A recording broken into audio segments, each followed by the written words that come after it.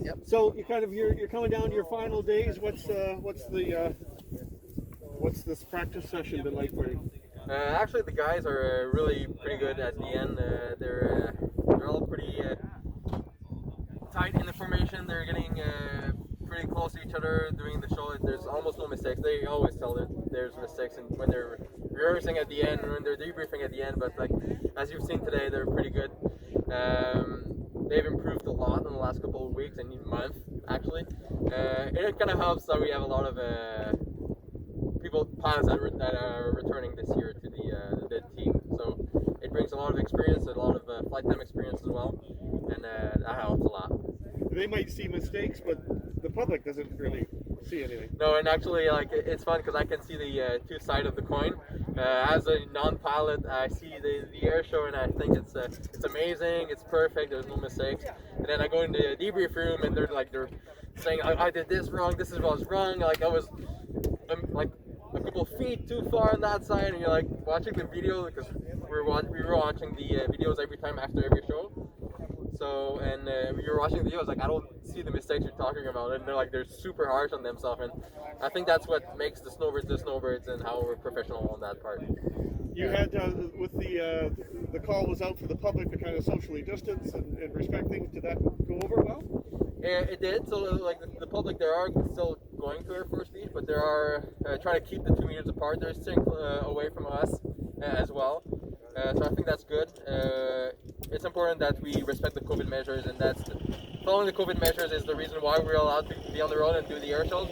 So we have to make sure that we don't gather crowds anywhere where we go. It's kind of contradictory to what we usually want, but I mean this year is going to be a special year like last year as well. And I guess sad for the team members to be leaving Comox? Yeah, it's a beautiful place. For being a first time at Comox, I can tell you that the guys here and the gals from the team are super happy to be here. It's our second home, like they always say. The community is awesome. Like I've seen on social media, the outpour of love from everyone, and media is also pretty cool. We're the best part. Yeah. The best part.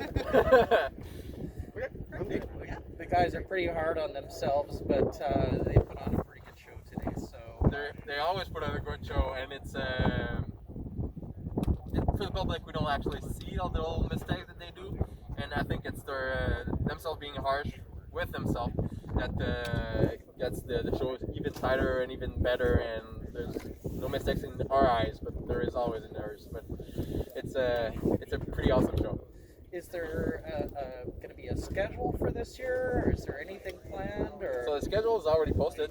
So there's a couple of air shows all over North America, mostly Canada. We are going to do flyovers all over again, but then again, COVID measures changes. Some provinces are still not sure if they're going to be allowing air shows, so the schedule is constantly changing. We're already having some changes from the schedule we posted like last week, so that's something. We have to flying blue skies, and there's nothing better. Yeah, but we have to expect that the air show that we're posting doesn't mean it's on solid rock. Anything else you want to add? No, we're pretty happy, and we always love to be in Comox like this year. And we've got some comments from people online saying, "Hey, why don't you move here to Comox as a permanent base?"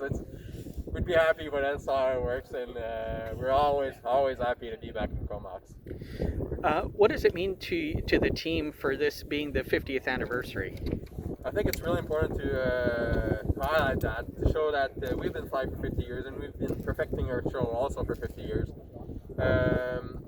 It is sad this year because it's COVID, and we would have loved to do something grandiose and invite people for a gala, or I don't know, like something pretty cool that we could have done.